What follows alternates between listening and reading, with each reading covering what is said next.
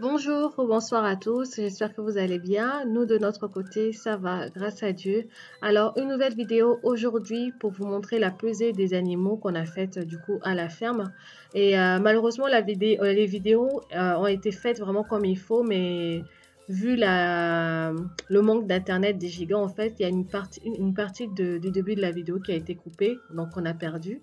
Donc, vous allez juste voir à partir de la fin de la pesée de la première bête et après le reste. Donc, pour le mâle, en fait, le mâle, vous allez voir que il est un peu plus petit que les autres parce qu'il a tout simplement été un peu malade. Donc, il n'a pas pu prendre autant de poids que les autres femelles. Donc, vous allez voir tout ça dans la vidéo. Et j'en profite juste pour répondre à la question d'une personne qui m'avait posé au niveau de nos chambres à nous, de notre porcherie, combien on avait des chambres. On a une dizaine de chambres et pour l'instant, vu qu'on n'a pas beaucoup de bêtes, on a une chambre par bête. Et lorsque vous regarderez vers la fin de la vidéo, vous avez le vétérinaire qui va vous donner des conseils par rapport au nombre de bêtes que vous devez avoir dans les chambres et tout. Donc, vous allez avoir tout ça vers la fin de la vidéo. Donc, n'hésitez pas à liker, à partager autour de vous, à vous abonner. Et d'ailleurs, merci beaucoup pour ceux qui se sont abonnés. Merci pour votre soutien, vos encouragements et vos commentaires. On va continuer à essayer de faire de notre mieux. Donc voilà, je vous souhaite un bon visionnage. Et attention, parce que vous avez à la vidéo, vous allez avoir beaucoup de bruit parce que les animaux, quand ils sont pesés, en fait, ils ont peur. Donc, ils hurlent, quoi. Ils hurlent énormément. Voilà, à bientôt pour une nouvelle vidéo. Prenez soin de vous et de vos familles. Ciao.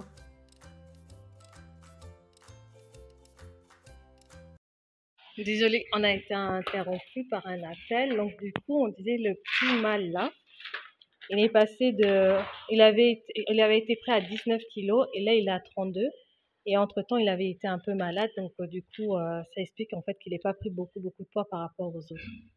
Mais voilà, la prise de poids est là, c'est le plus important. Donc, pour les autres, je ne sais pas comment vous allez faire du coup, vu qu'elles sont assez grosses. Ok. Donc, on va voir l'autre méthode qu'ils vont utiliser pour eux.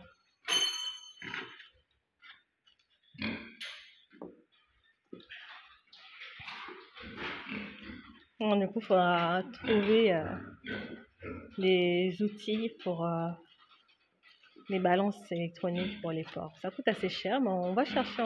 Je pense qu'on fera une vidéo sur les différents outillages pour ceux qui ont des porcheries. Les outillages à avoir. Donc, voilà. Elle commence déjà à stresser vu qu'elle avait stressé en voyant l'autre. Déjà, banga qui tombe à mon aime, sous ça, na baluki, tombe avec un sous ça, ganga, baluki, encore un et tout.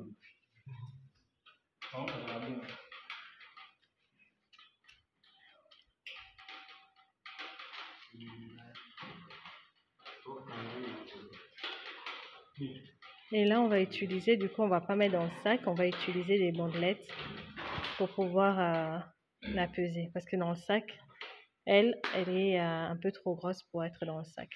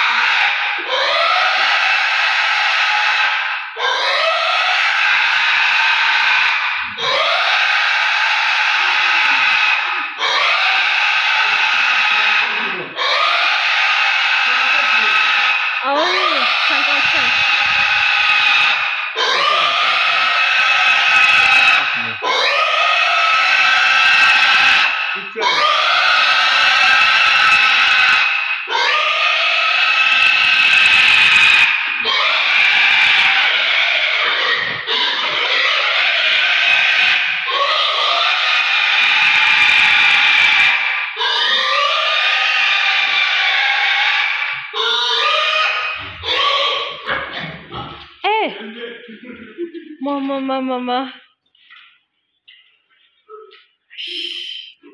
Vous voyez maintenant l'importance des aspires. Ah ouais. Ça donne le don de poids chaque fin du mois. C'est en combien?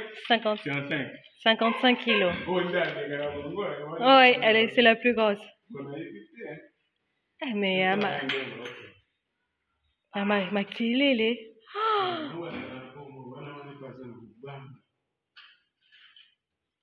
Oh là là.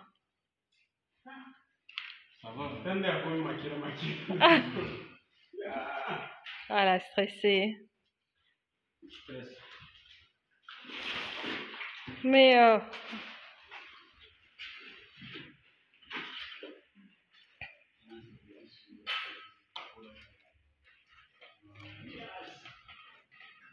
donc, ça sera au tour de la demoiselle ici.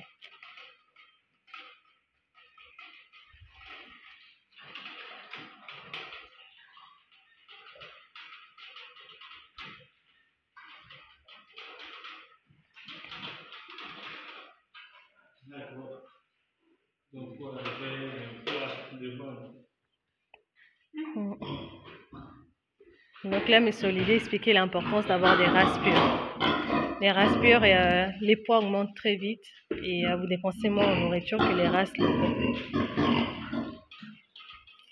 Donc là, encore attention, ça va faire du bruit, beaucoup de bruit. Donc là, on passe à la pesée de la troisième. Donc,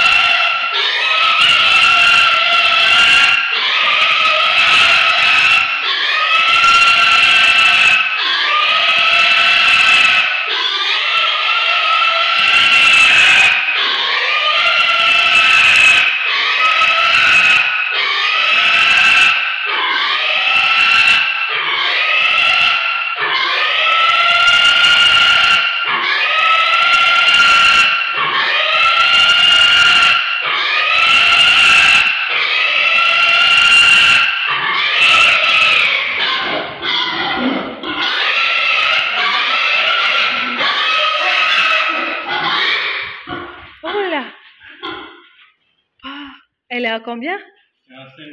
55 aussi? Oui. Ah. Bon, elle a... Ça, elle est même à 27, c'est en 7. 57? Oui, c'est en 7, mais je mets que je pointe, c'est en 5. D'accord. Elle s'est fait caca dessus. Ah, bah, tu peux mourir.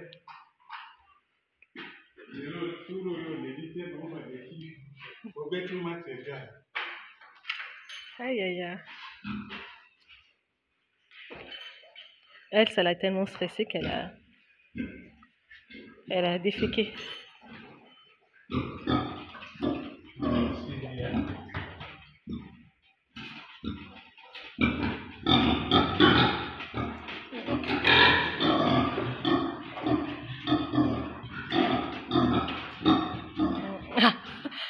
Atiokanda, Akanyokanda.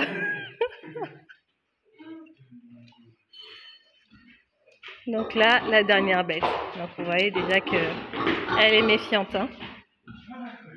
Ah, elle est déjà méfiante.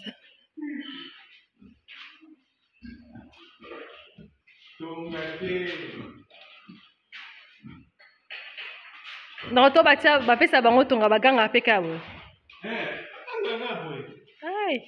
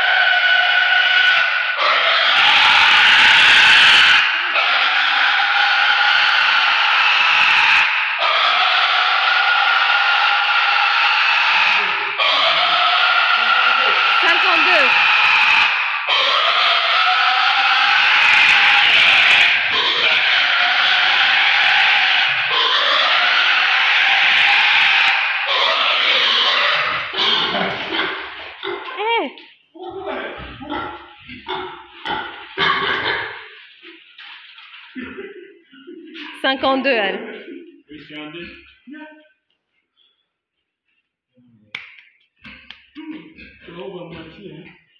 Non, elle a zoomingité par rapport à Missus. J'avais posé l'autre fois, 32. 32, elle a pris quoi, 20 kilos? 32 jusqu'à 52. Là encore, j'étais 20 kilos. 20 kilos en un mois, c'est pas mal. Donc là, on passe à la pesée de la 3e. Donc,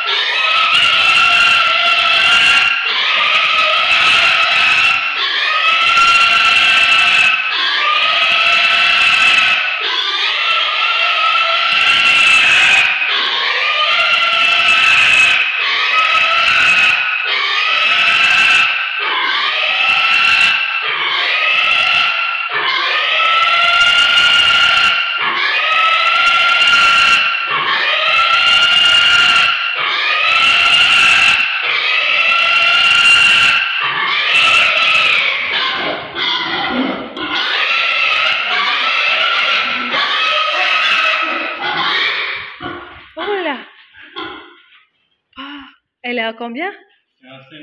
55 aussi? Oui. Ah. Bon, elle a... Ça allait même à 27, 57. 57? Oui, 57, mais je mets que je pointe 55. D'accord. Elle s'est fait caca dessus. Ah, ma bête, tu peux mourir.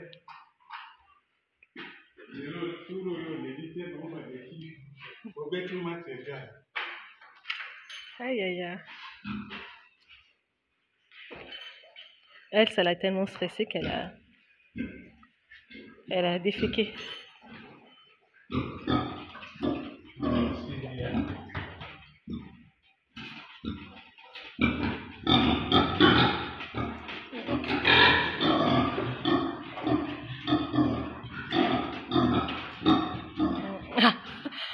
Ati okanda, akanyokanda.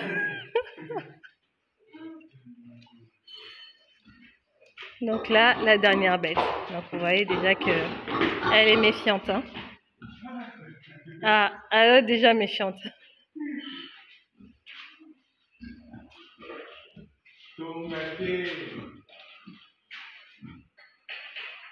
Non, toi, bapesa bango tonga baganga pe ka boye.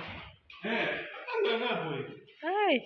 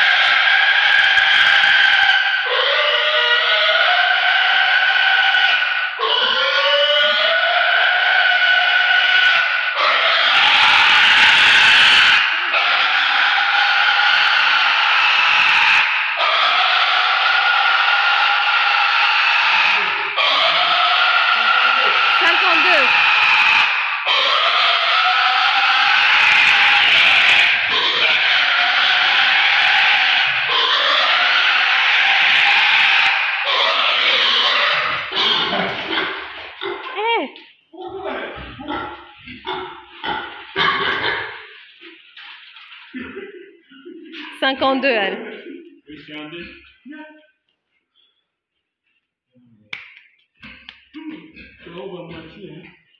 Non, elle a zooming par rapport à il y a une sauce. L'autre 32. 32, elle a pris quoi, 20 kilos? 32 jusqu'à 50. Dans quoi j'étais 20 kilos. 20 kilos en un mois. C'est pas mal. Ah, mais super.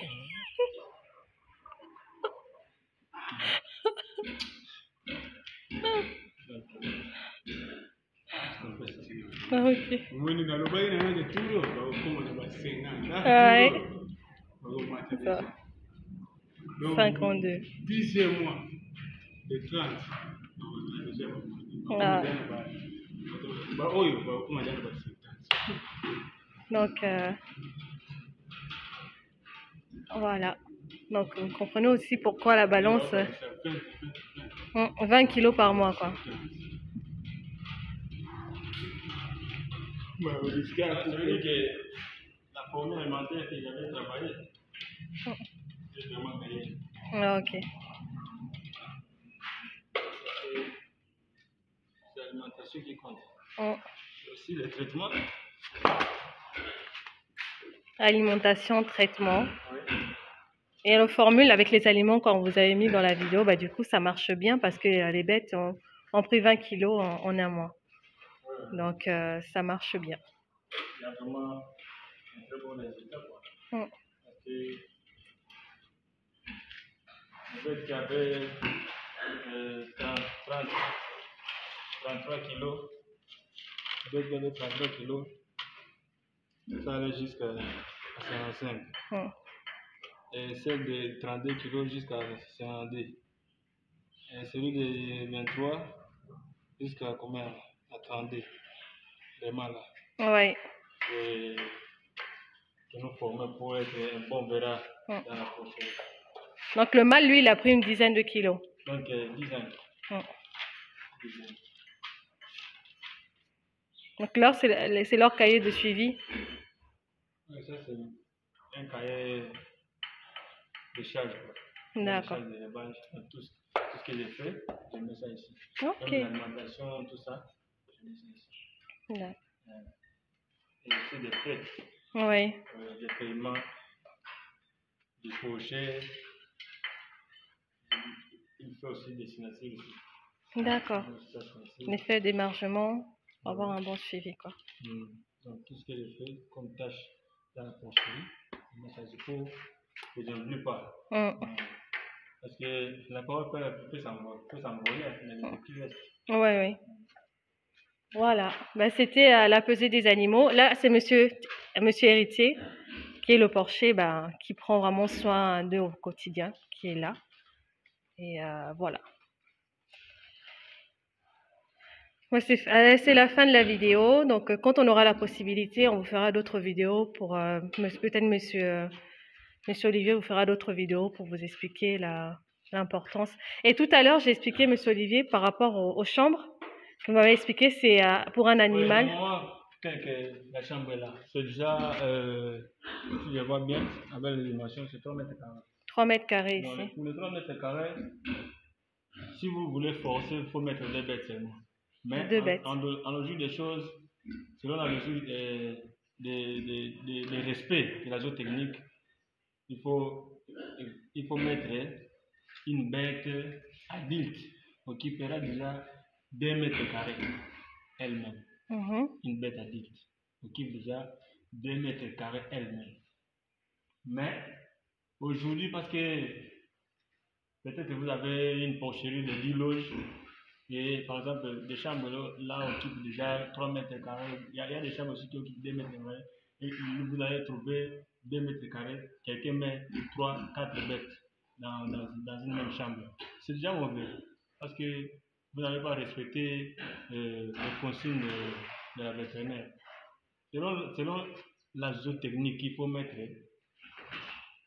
une bête pour 2 mètres carrés. Comme ici, il faut mettre donc 2 bêtes seulement. 2 bêtes dans cette chambre. Mais aujourd'hui, si vous avez beaucoup de bêtes, vous n'avez plus d'autres espaces, vous allez mettre même 5 ou 6 bêtes ici.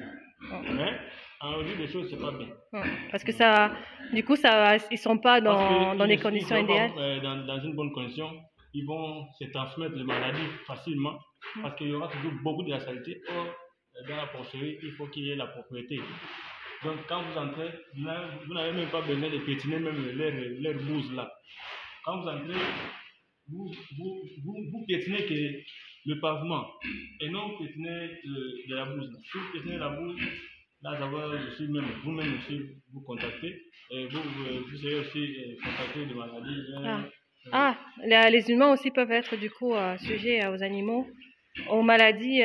Oui, surtout même les humains. Et surtout, on interdit des corps étrangers entrer, sortir, donc faire des débats pour une type dans la porcherie.